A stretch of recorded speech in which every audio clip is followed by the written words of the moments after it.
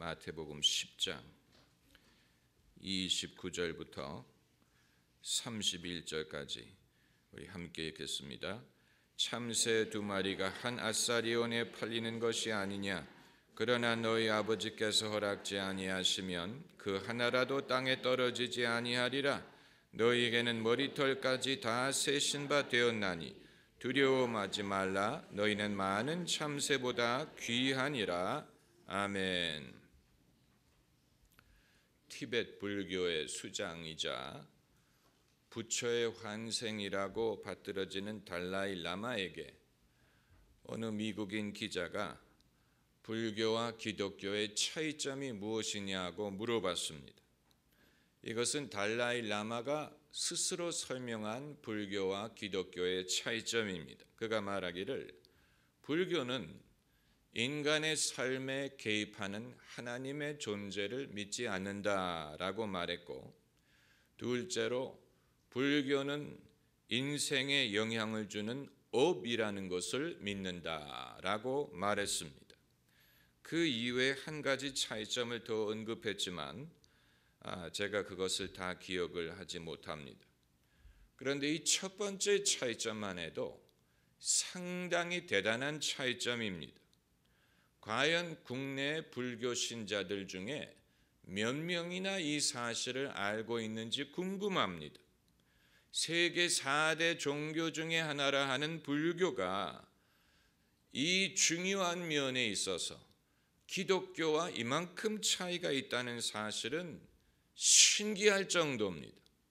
대부분의 종교가 신의 존재를 인정하리라고 생각하겠지만 불교는 이 근본적인 차원에 있어서 입장을 달리했는데도 불구하고 세계적인 종교가 될 수 있었다는 사실은 신기할 뿐입니다.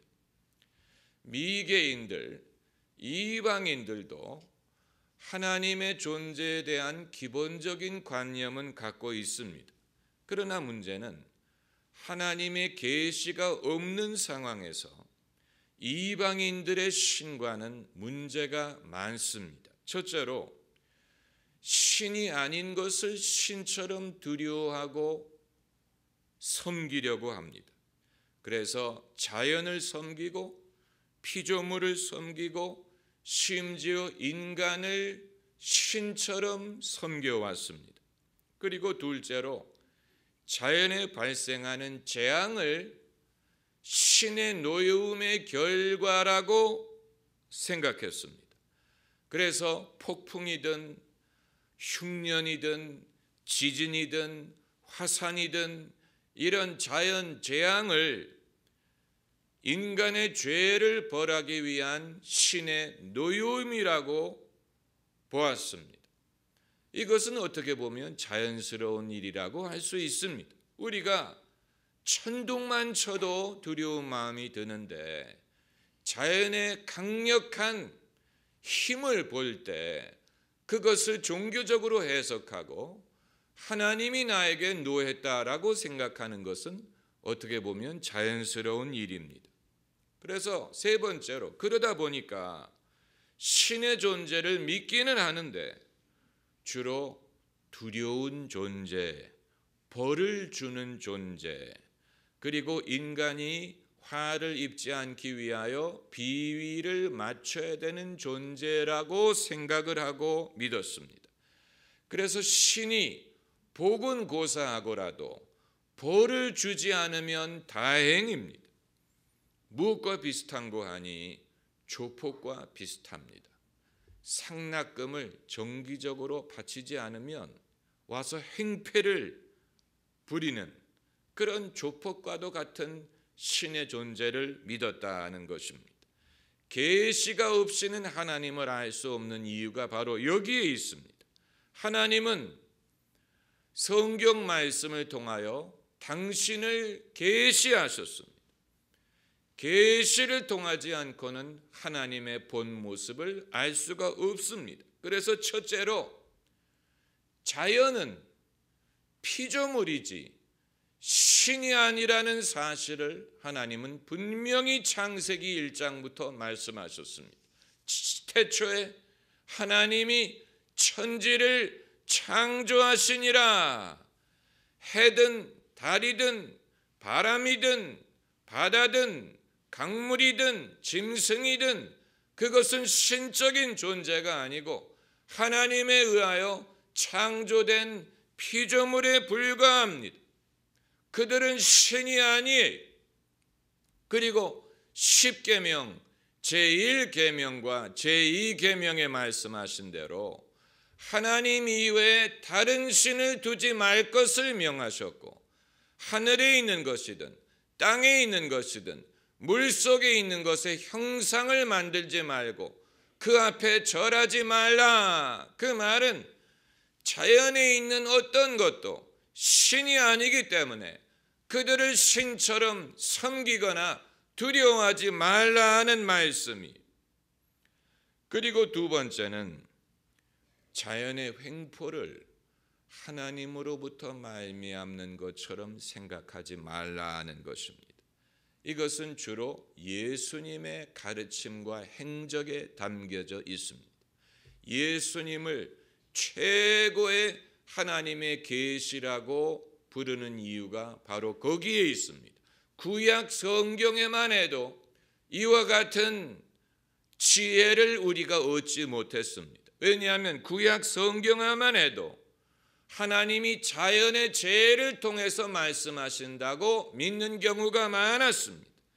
그래서 요나가 하나님을 거역했을 때 하나님이 풍랑을 일으키셨다든가, 이스라엘이 하나님을 거역했을 때 하나님이 비를 내리지 않는 거라든가, 이런 식으로 자연의 재해를 통하여 하나님이 인간을 벌하시는 그런 것을 많이 보여주었지만, 예수님은 이것과 다른 또 다른 면을 보여주셨습니다. 그래서 당신이 타고 가던 배가 풍랑을 만났을 때 예수님이 어떻게 하셨습니까? 두려워하지 않았어요. 오히려 두려워하는 것은 믿음이 없는 것이라고 보았습니다. 자연의 재해 앞에 두려워하는 것은 하나님에 대한 믿음이 없는 것이라고 보시고, 예수님이 바다와 바람을 어떻게 하셨습니까? 꾸짖었습니다.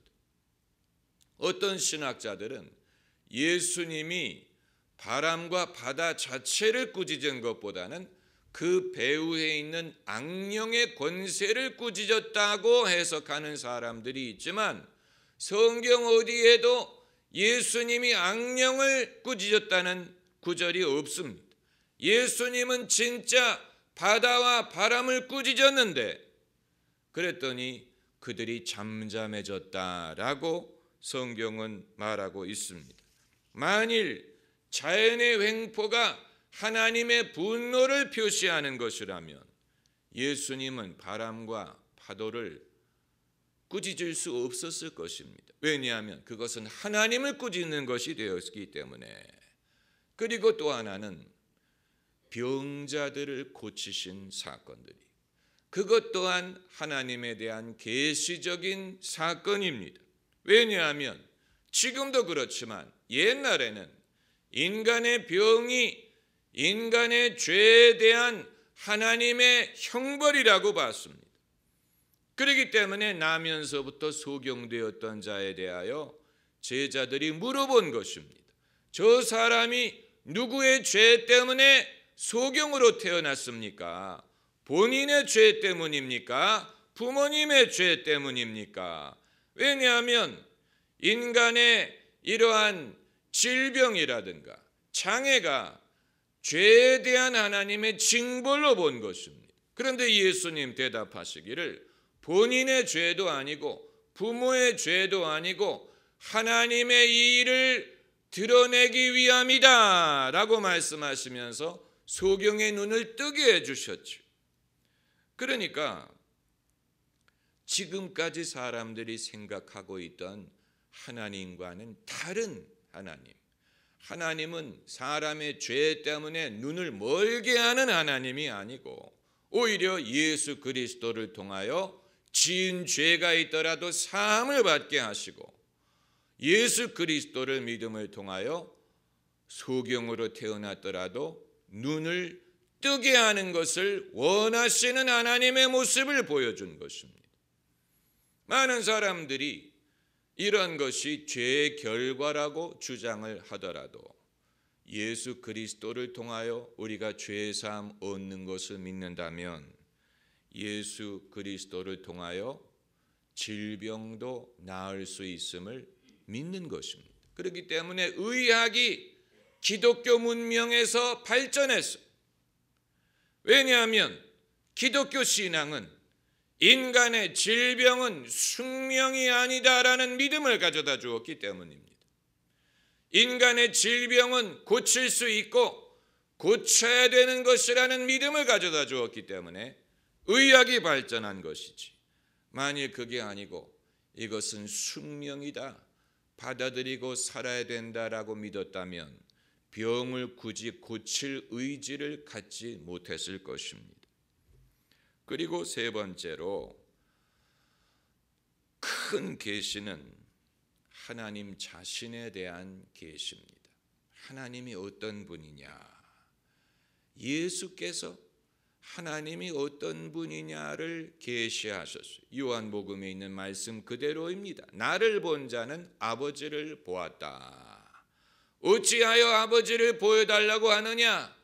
나를 본 자는 아버지를 보았느니라. 아주 중요한 말씀이, 너무 많은 사람들이 하나님에 대하여 제대로 알고 있지 못했습니다. 하나님을 두려운 존재로만 생각하고 무서워했습니다. 나쁜 일이 발생하면 그건 하나님으로부터 말미암는 거라고 생각했습니다. 이러한 흔적이 지금도 법률 용어로 남아 있습니다. 계약서에 이제 계약을 할 게 아닙니까? A와 B가, A는 B에게 어떤 물건을 어떤 가격에 언제까지 전달한다, B는 그 대가로 언제까지 얼마를 지불한다, 이제 이런 식으로 계약을 맺습니다. 그런데 예외 조항이 있습니다.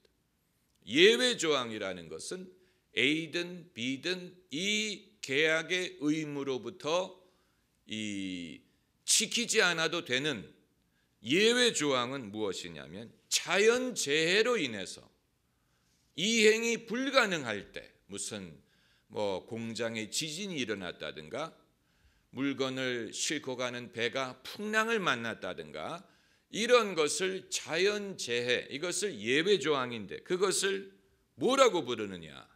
Act of God라고 불러. 하나님의 행위라고 불러.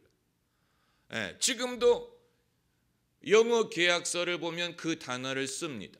하나님의 행위로 말미암을 때를 제외하고, 그건 하나님에 대한 깊은 오해와 불신에서 비롯된 것입니다. 왜 나쁜 일은 다 하나님의 행위라고 말합니까? 나쁜 일이 발생하면 재앙, 재해, 무슨 지진, 무슨 산불, 왜 이런 것을 하나님에게 돌립니까? 왜 그걸 하나님이 행하신 일이라고 부르냐는 것입니다. 그러나 예수님이 계시하신 하나님은 그런 하나님이 아니, 이 뿌리 깊은 불신의 생각을 바꾸는데 상당한 노력이 필요합니다. 이미 우리가 지나갔지만 다루지 않았던 성경 구절, 우리가 너무 잘 알고 있기 때문에 다루지 않은 성경 구절이, 아들이 떡을 달라 하면 어느 아비가 돌을 주겠느냐, 아들이 생선을 달라 하면 어느 아비가 뱀을 주겠느냐, 그리고 누가복음에는 알을 달라 하면 전갈을 줄 아비가 있겠느냐. 여러분, 이건 예수님만이 하신 말씀. 예수님밖에는 이런 말을 한 사람이 없어요. 하나님은 뱀을 주고 돌을 주고 전갈을 주는 분이라고 생각한 사람들이 많았어요. 그게 바로 자연재해를 하나님의 행위라고 본 사람들이, 하나님은 풍랑을 주고 병을 주고 재앙을 주고 이런 식으로 나쁜 것이 발생하면 하나님으로 말미암는 것이라고 생각하는, 그러나 예수님 말씀하시기를 너희가 악할지라도 자식에게 좋은 것을 줄 줄 알거든 하물며 천부께서 구하는 자에게 좋은 것을 주시지 않겠느냐.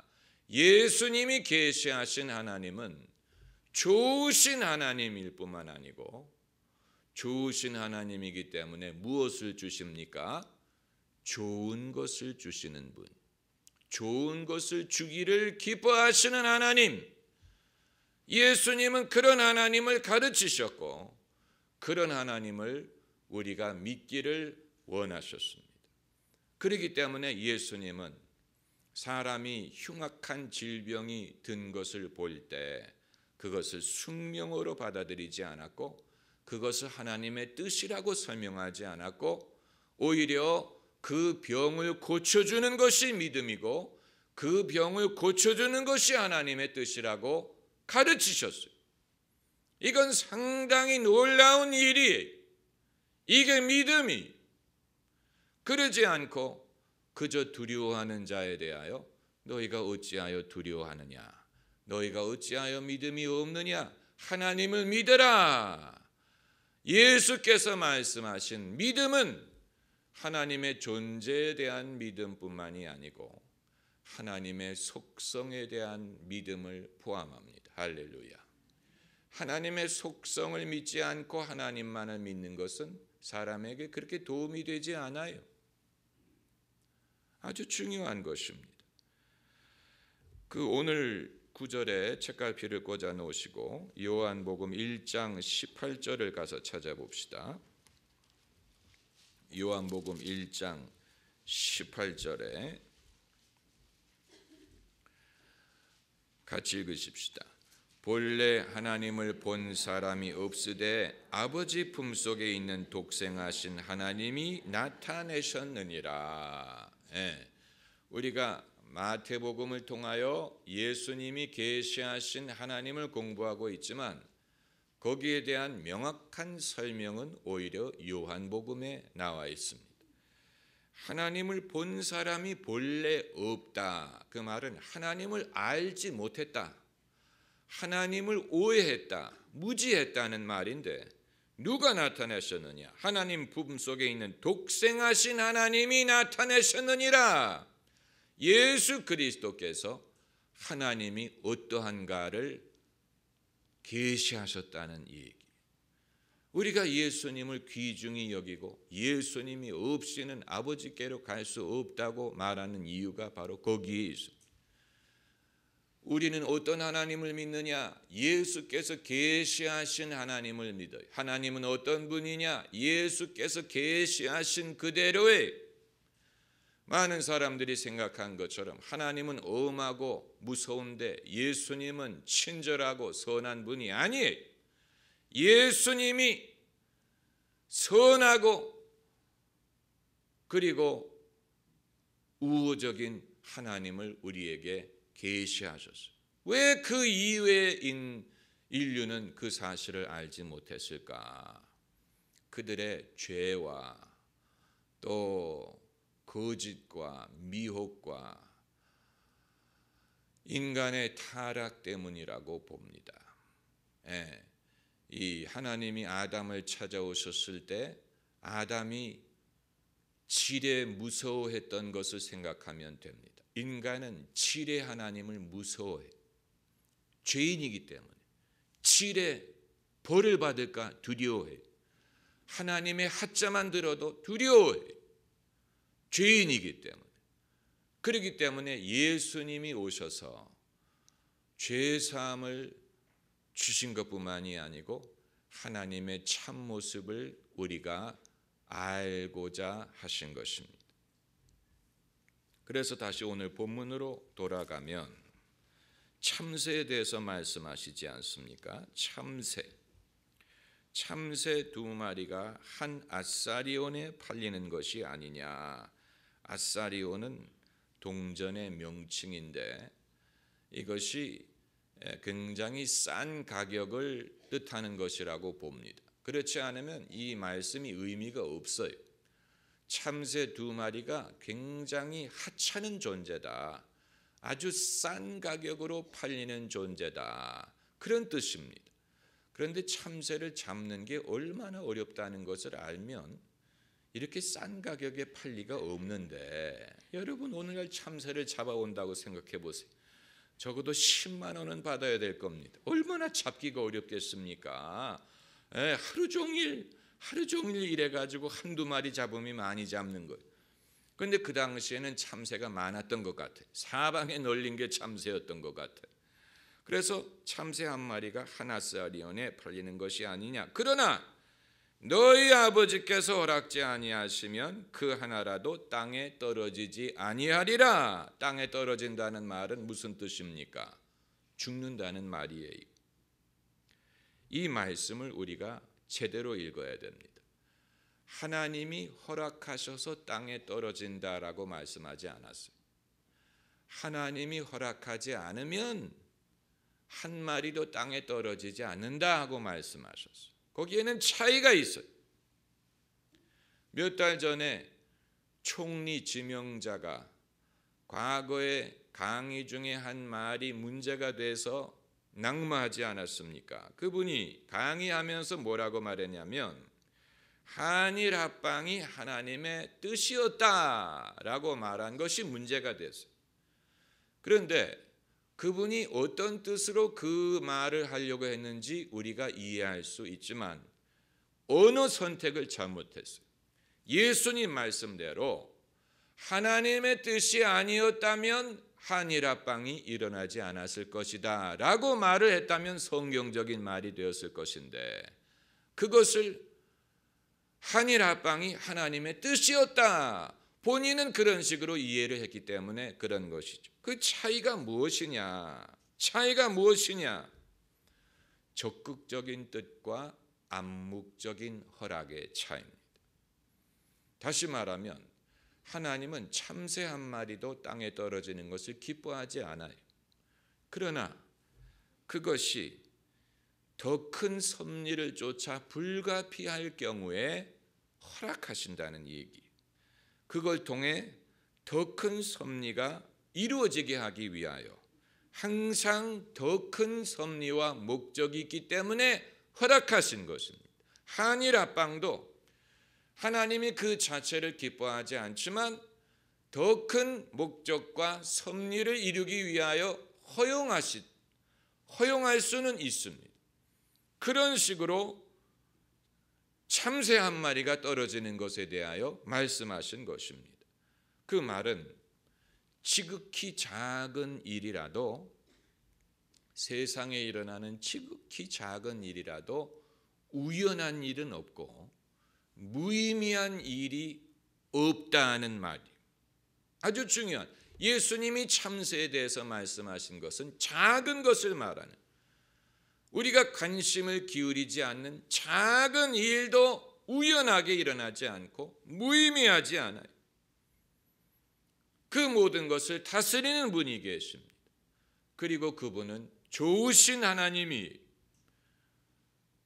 참새 한 마리에게도 하나님은 선한 뜻을 갖고 계십니다.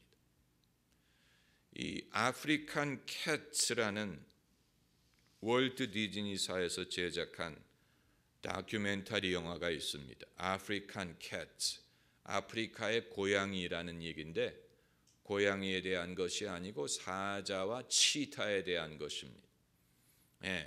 몇 개월에 걸쳐서 촬영했는지는 알 수 없는데 이 사자 한 패밀리와 치타 한 마리를 주인공으로 해서 그들을 밀착 촬영했습니다. 얼마나 가까이서 촬영했는지는 알 수 없지만 새끼가 어미 품에 안겨 있는 모습까지도 촬영을 할 정도니까 얼마나 어떻게 그걸 촬영했는지 모르겠습니다. 그런데 이 치타는 암컷이, 이 암치타가 새끼 5마리를 낳습니다. 아빠는 없어요. 아빠는 항상 없어요. 짐승새에게 아빠는 누군지 모르지만 없고 어미가 혼자 이 5마리를 키워요. 이 5마리를 어미 혼자 지켜야 되고 먹여야 돼. 그래서 치타가 사냥을 나가 있는 동안에 5마리 중에 2마리를 잃어버려. 어디로 갔는지 몰라. 2마리를 잃어버려. 이제 3마리를 보호해야 되는데 이 새끼들이 아직 크지 못해서 자기를 지키지 못할 때 사자들이 습격을 하고 사자들이 어슬렁어슬렁거리면서 이제 가까이 옵니다. 이 사자들이 이 새끼 치타를 발견하면 그대로 사자밥이 되는 것입니다. 그런데 이게 얼마나 사실적인지는 모르지만 그 순간에 코끼리 한 마리가 와가지고 사자들을 쫓아버려. 그래가지고 그 너레이터가 하는 말이 In the world of bullies, there are other bullies. 깡패들의 세계에 또 다른 깡패가 있다. 그래가지고 사자가 깡패같이 다가왔는데 코끼리가 더 큰 깡패라 가지고 사자가 도망가는, 그래서 그 새끼 3마리가 안전했다는 그런 줄거리. 그게 얼마나 사실인지는 몰라요. 그걸 월트 디즈니사가 일부러 그런 식으로 연출을 한 것인지 아니면 진짜를 찍은 것인지는 모르지만 진짜일 가능성이 많다고 보는 이유는 세상의 치타들이 멸종하지 않고 살아남는 것을 보면 그런 일이 발생하니까 먹히지 않고 살아남는 것이 아니겠습니까? 여러분, 우리가 사실 치타든 개든 토끼든 관심이나 있습니까? 그들이 어떻게 사는지 관심 없으니까 몰라요. 그러나 그들이 멸종하지 않고 살아남는 것을 보면 누군가가 지켜주는 것입니다. 그 새끼 3마리가 사자밥이 될 수 있는 상황에서 코끼리가 와가지고 사자를 몰아낸 것은 어떻게 보면 하나님이 사자들 너희들 그렇게 하지 말아라, 하나님이 다스린다는 증거가 아니면 무엇으로 보겠습니까? 그러니까 우리는 관심이 없으니까 모르지만 예수님이 참새 한 마리에 대하여 말씀하신 것이 결코 헛된 말씀이 아닐 수밖에 없는 이유는 정말 그렇습니다. 참새 한 마리도 하나님이 허락하지 않으면 땅에 떨어지지 않는다. 다시 말하면 우리 눈에 보이지 않지만 이 모든 것을 다스리시는 분이 계십니다. 예수님은 참새에 대해서 말씀하고자 한 게 아니고 너희를 돌보지 않겠느냐 이 말씀을 하고자 하신 것인데, 참새를 봄으로써 우리는 하나님의 흔적을 발견할 수 있고 그리고 우리에게도 그러한 은혜를 베푸실 것을 확신할 수가 있는 것입니다. 할렐루야. 기도하십시다.